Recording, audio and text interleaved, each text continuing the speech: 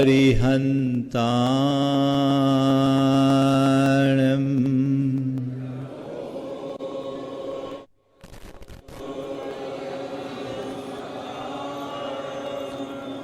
नमो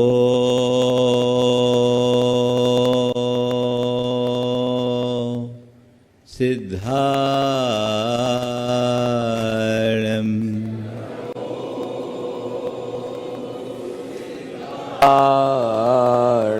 नमो आयर्याणम् नमो आयर्याणम् नमो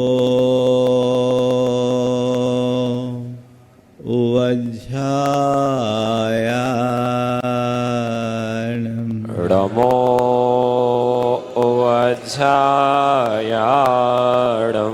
नमो लोये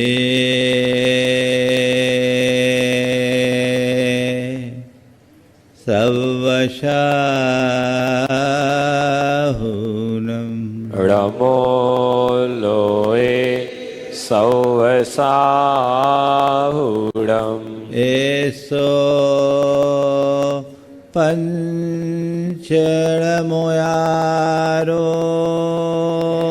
एषो पञ्चणमोयारो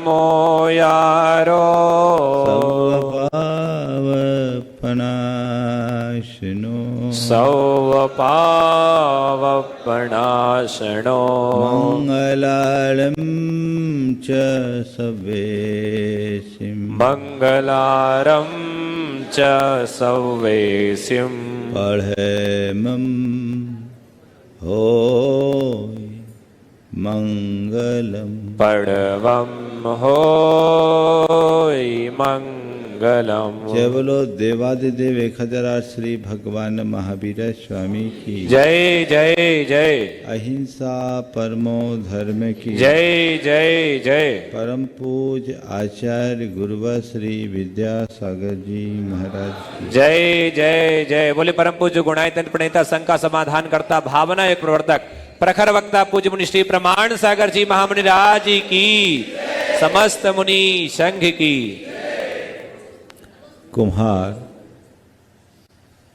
मिट्टी को आकार दे रहा था और उससे कलश बना रहा था।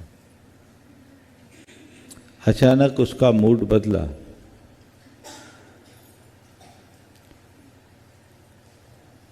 और मिट्टी से चिलम बनाना शुरू कर दिया।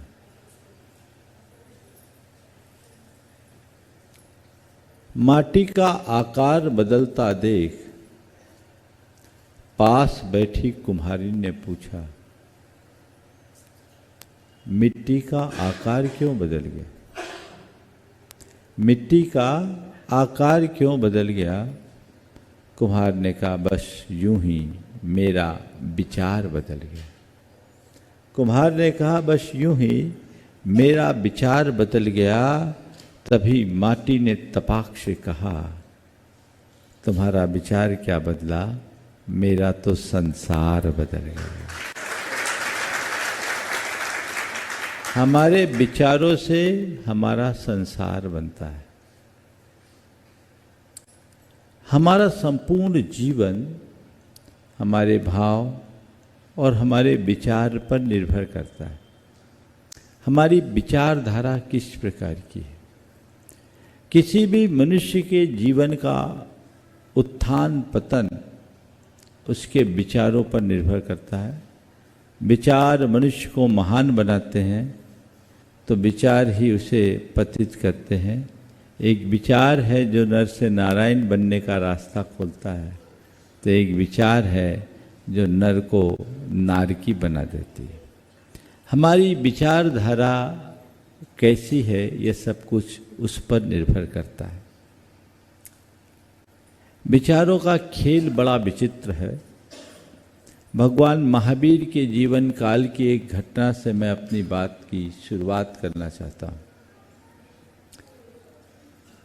भगवान महावीर के जीवन काल की बात है। राजा सैनिक भगवान महावीर के दर्शन के लिए जा रहा था।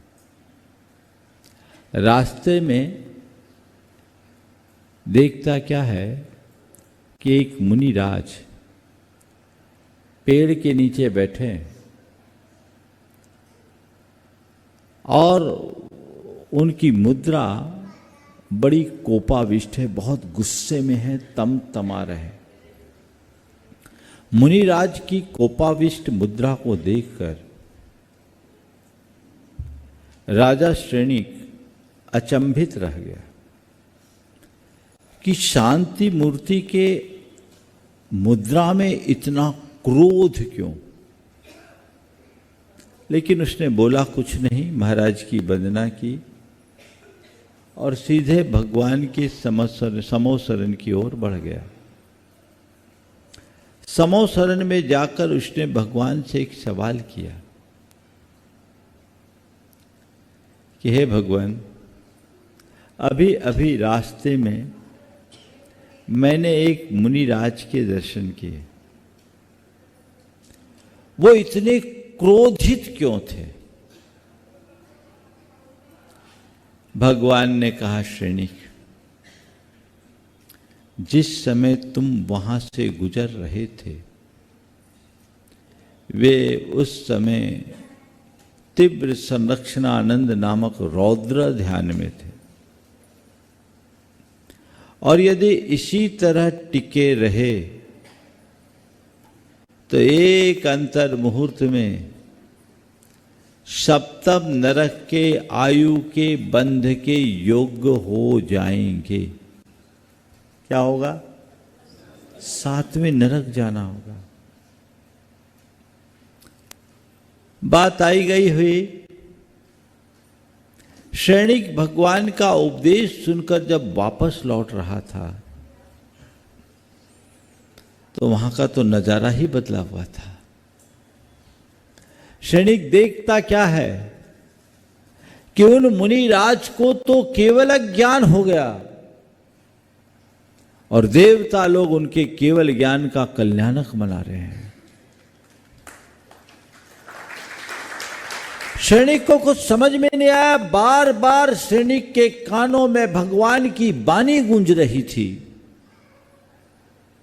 कि श्रेणिक, जिस समय तुम वहां से गुजर रहे थे उस समय वे तीव्र संरक्षणानंद नामक रौद्र ध्यान में लीन थे, और यदि ऐसे ही अंतर मुहूर्त तक टिके रहे तो सप्तम नरक के आयु के बंध के योग्य हो जाएंगे। एक तरफ भगवान की ये वाणी कानों में गूंज रही और सामने उनको केवल ज्ञान हो गया। भगवान की वाणी तो कभी गलत हो नहीं सकती। मामला क्या है? जब मामले की छानबीन की गई तो पता लगा वे मुनिराज कोई साधारण मनुष्य नहीं थे, वे एक राजा थे और अपने बच्चे का अबोध अवस्था में राज तिलक कर उनने संन्यास अंगीकार किया।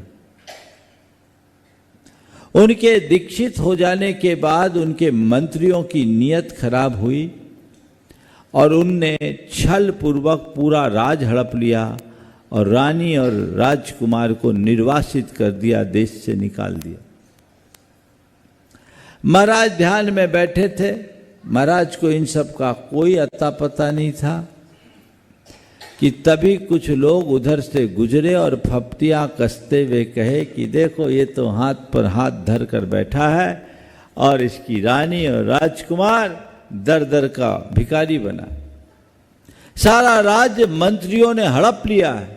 ये शब्द कान में घुसे, ये शब्द कानों में प्रवेश किए और हृदय को वीध गए। अंदर का मोह जाग गया। अच्छा, क्या समझ रखा है मेरे मंत्रियों ने? मेरे साम्राज्य को हड़पा है, मेरी रानी और मेरे राजकुमार को निर्वासित किया, अभी देखता हूं। सैनिक उसी समय वहां से गुजर रहे थे और उनको गुस्सा आया तो भूल गए कि मैं मुनिराज हूं। और उनका एक स्वभाव था, जब भी गुस्सा आता तो कमर से कटार निकालते, और जब कटार निकालते तो दूसरा हाथ मुकुट संभालने में चला जाता। उनने एक हाथ कटार निकालने के लिए बढ़ाया और दूसरा हाथ मुकुट संभालने के लिए, तभी ध्यान आया हाथ तो ना मुकुट है ना कटार। कौन राजा, कौन रानी, कौन राजकुमार, किसका साम्राज्य, किसकी सत्ता, मैं किसके मोह में फंसा हूं। मैं तो निर्गंथ मुनि हूं, मुझे बाहर के जड़ साम्राज्य से अब कुछ लेना देना नहीं, मुझे अंदर का साम्राज्य प्राप्त करना है। तत्क्षण अपनी निंदा ग्रह की और अपने भावों को संभाला। नतीजा ध्यान में लीन हुए और केवल ज्ञान हो गया। यह है विचारों की ताकत। हमारी भावधारा कैसी है, हमें ये समझने की जरूरत है।